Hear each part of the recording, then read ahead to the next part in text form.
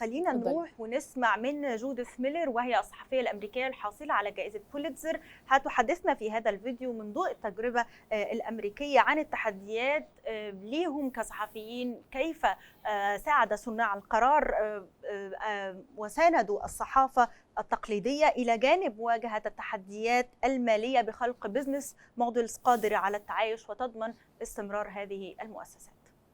Ladies and gentlemen, I want to thank the State Ministry of Information for hosting this conference on a very important topic to all of us who live in democracies and believe in free speech. Once upon a time in America, there were 3 broadcast networks. The dean of TV anchors told us every night, that's the way it is, and we believed him. There were also 9,000 newspapers spread across the country, large, small, privately owned, publicly communicated. And that was a different America from today, and a totally different journalistic scene than the one that we know today. Today, 1/4 of those newspapers have totally disappeared, and about 50% of the people who used to work in them, trained, qualified journalists, have gone with them. It is unlikely that they will ever find the jobs that they once held with the influence and impact they once had. They've been replaced largely by social media, and that has many, many strengths, but it also has considerable weaknesses. The first thing that's happened is that social media has actually been responsible in large part for the demise, for the death of so many daily newspapers across the country. This has left more than 1,200 communities in the United States, from small to big cities, without a single daily newspaper to inform them on the workings of government and on their responsibilities as citizens. Social media is a very different phenomenon. Its strengths are that it has given rise to people and voices that would have never been heard in the mainstream media. This is its positive aspect. But the negative aspect is that the existence and the growth of social media have totally changed the business model that kept newspapers in business for decades and in some cases for centuries. For most of my years at the New York Times, papers like mine sought to be objective. Now, of course, we all have opinions and we all have views, but what we were taught to do was to provide what's called who, how, when, what, where. That is the facts on the news pages, and to separate opinion and relegate it to the editorial pages of our newspaper. But social media has totally changed that model along with the business model, because social media depends on clicks. That is, if you want people to read what you're writing or hear what you're saying, you've got to get them to click onto your site. And that's led to a proliferation of cat videos, dog videos in place of news, hard news that people need to know, but it's less enjoyable than a cat or a dog video.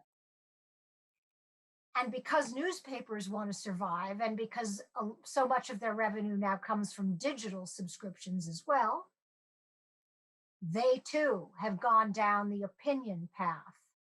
And many of them are now permitting opinions to permeate what used to be objective news sections.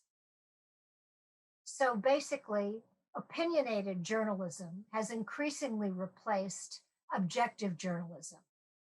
I doubt that Walter Cronkite, the dean of TV anchors once upon a time, could even get a job in today's media market. When I joined the New York Times in 1977, that 80% of revenue came from advertising. 20% came from subscriptions.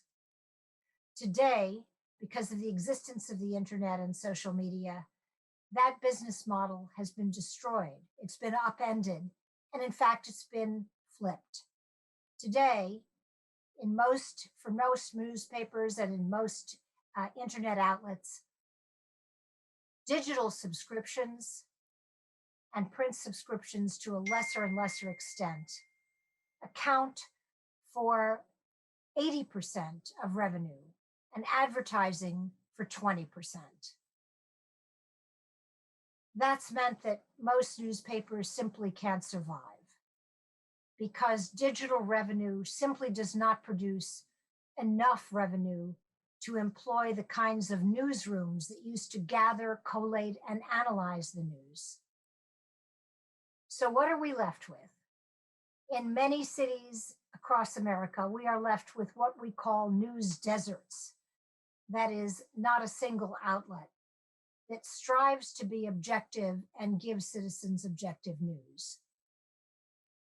What should we do about this? Well, for one thing, the incoming Biden administration has already pledged that it will re-examine something called Section 203 of the Communications Decency Act. When the internet was just forming and just starting, Congress passed this act in part to encourage the development of an internet that would provide a platform for many different voices and be as large and robust as possible. But now we see that what started as a child that needed protection is destroying the MSM, the mainstream news media. So Section 203 of the Communications Decency Act really needs to be reconsidered, reformed, and perhaps even abolished, because what it does is it basically provided immunity from libel suits, slander suits, and other legal action for what appears on these social media sites. So if I libel someone in the pages of the New York Times or City Journal or The Hill, I can be sued for libel and the paper can be sued. But if Facebook posts that story, it cannot be sued.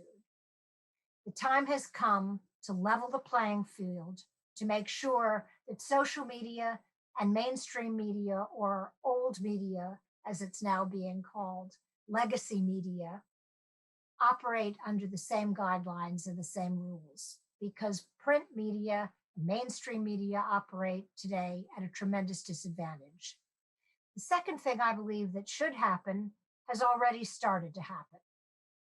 And that's that the main social media sites, and you know who they are, Facebook, Twitter, Google, Apple, these four main giants are increasingly controlling the dialogue, the subjects, what people talk about.